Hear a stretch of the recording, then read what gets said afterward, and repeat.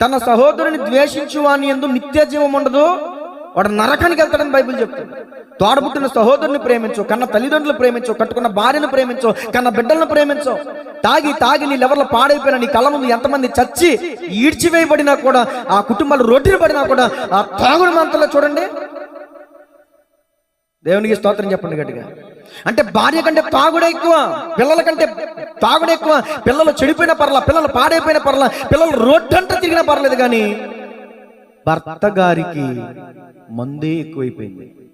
తాగి తాగి తాగి తాగి తాగి ఇల్లు ఒళ్ళు గుల్ల చేసుకుని భయంకరమైన పరిస్థితులు, కాల్చి కాల్చి గుండెలు తూట్లు పడిపోయి హాస్పిటల్ పడి దగ్గుతున్నారు. మామూలు దాని ఏమంటారంటే దగ్గుని టీబీ రోగాలు వచ్చి, రకరకాల రోగాలు వచ్చి, తగ్గక తీరని రోగాలు వచ్చి, ఎంత ఖర్చు పెట్టినా ఉపయోగం లేదని చెప్పి డాక్టర్లు ఎత్తేస్తే అప్పుడు ఏడుస్తున్నారు. సర్వం పోయాక ఎవరు వచ్చిందంట, చేతులు కాలేక ఆకలెట్టుకున్నట్టు.